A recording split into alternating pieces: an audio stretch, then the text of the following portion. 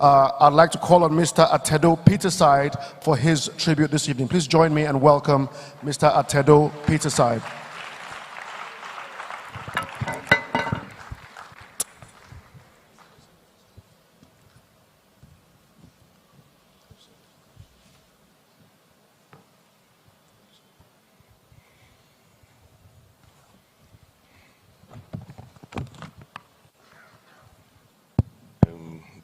The Olori Balogun, family and friends of Otunba. You know, I must let you know that Otunba passed on the 18th of May. On the 31st of May, I wrote a tribute. Nobody told me to write a tribute. So this evening is also about storytelling, because his grandchildren are here, his children are here, and from when you tell stories, even the grandchildren get to know more about their grandfather. So why did I write a tribute? This hall has the crème de la crème of Lagos. You therefore know those people that it doesn't matter who dies, they will write a tribute immediately. You also know those who don't write tribute anyhow. And because some of us write a tribute when somebody in our family passed, like when my father passed and it was published by this day. So when I wrote a tribute and it was published in 1 or 2 papers, I gave it to the family. They didn't ask me to write a tribute. Today they told me to come and give a tribute. So people asked me in Lagos, why did you decide this time to write a tribute about somebody that you never worked for? If you hear Otunba Pedro, at least he has relevance, he worked there. If you hear Fola Adeola, he had relevance, he pinched some of his staff. If you hear... Now, I mentioned that because, again, with this crème de la crème of Lagos, think about it. I started diabetes 7 years after Otunba Balogun began FCMB. We were both merchant banks, investment banks. Now let me challenge many of you. Who do you know that IBTC pinched from FCMB? You'll be shaking your head. Who do you know that FCMB pinched from IBTC? You'll be shaking your head. I have many secrets to reveal, but some of them they reveal the greatness of the man. So you think it was a coincidence? Yes. But I'm one of those people that don't believe in coincidences. Let me tell you 1 or 2 things that brought us close together. In the tribute I published, I mentioned we first sat down properly for a lunch when he tried to get me to work for FCMB. And after a long discussion, we both agreed that it was not going to happen, but we became friends. 3 other things brought us closer together, which I never told before today. One was that you cannot do banking without having problems once or twice with CBN, Central Bank.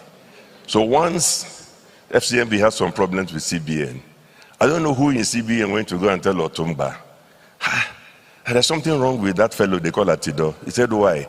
He said because Atedo was in CBN, lobbying CBN, that their treatment of FCMB was incorrect. So Otunba called me and said thank you. The second occasion, there was a Chartered Institute of Stockbrokers. There's what I would call either a miscommunication or a misunderstanding. But it was important enough in the sense that Otunba knew what was discussed some years ago, one-on-one. Another gentleman knew what they discussed, but they had different versions of the discussion. We were not there, we were the board members. But it was one of these things where it was white or black. So everybody was running around, what do you do, what do we do, how do we reconcile them? So I spoke to Otunba, about half an hour we spoke together. At the end of the discussion, I told my colleagues, I said, you know what, no problem, nothing to worry about, it's all over. And they said, what do you mean? I said, it's very simple. I spoke to Otunba, says he will leave. I said, Why didn't you beg him? Should we go and beg him? So they started going up and down begging and so on. I told them, hey guys, you're wasting your time. Because he was not leaving because he was upset. It was a matter of principle for him. So as far as he was concerned, the institution was best preserved by him surrendering himself and withdrawing from the scene. So I learned many things from Otunba. And look, all these ladies and gentlemen that want to come for microphone, let me just warn you now that, yes, I did a tribute. What I said there was different. Yes, I was on this video. What I said there was different. What I'm saying now is different. And if you call me 24 times, I'll say 24 different things, because that's how great the man was. There are too many important things about him to recount. So if you call me as often as you like, each time I will surprise you. Because Bolaji is nodding because he's learned some things today about his father that he never knew. So let me just help the spirit of the occasion by pointing out that, yes, there were some important things. Otunba lives is the theme of what I'm saying now. And I repeat, Otunba lives. Why do I say that he lives? You see, everybody talks about legacy. But with due respect, not everybody has a legacy. Some people, even before they've passed on, they've been forgotten, much less when they are passed on. Otunba had a legacy. And it was, a legacy is not something that you manufacture. It is what impact you had. If you didn't impact anybody, then you have no legacy.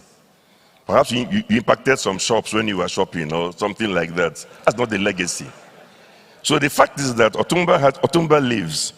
And he lives through the various people he impacted, not in terms of just the business, because he had his own distinct style.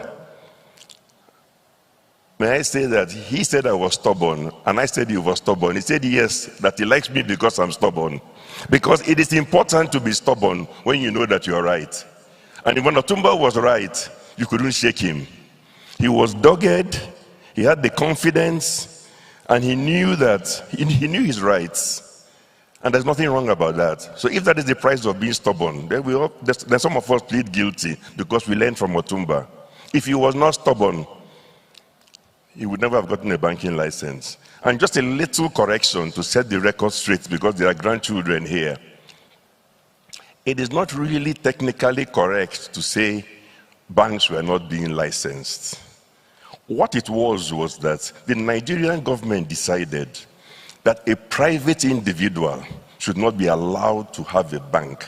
So they would allow a state government, no matter how useless they were, they would allow an expatriate company like Citibank because they were white, but that if you were a Nigerian, you were not qualified. It almost sounds unreal to today's youth, but in other sectors, too, similar battles were fought. So all I want to let you know is that Otunba lives, and it's not about what he has written. Some people make a mistake, or it's the book that's the legacy. Again, I challenge you, what book did Socrates write? He never wrote a book in his life. But 2,000 years later, I'm standing in front of you, I'm calling Socrates. Why? Because those he impacted, including Plato, were quoting Socrates.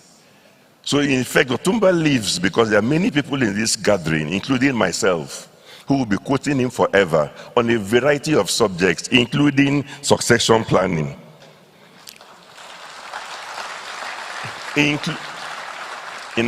Now I have to respect them by saying that my advice to you is that since Otunba lives, let us spend this week in accordance with the family's dictates. I'm a stickler for corporate governance. But I warn all of you that if you challenge me again to talk about Otunba, I will release even more things. So on that note, I tell the family, God bless you all. And remember that Otunba lives. Thank you. Thank you so much.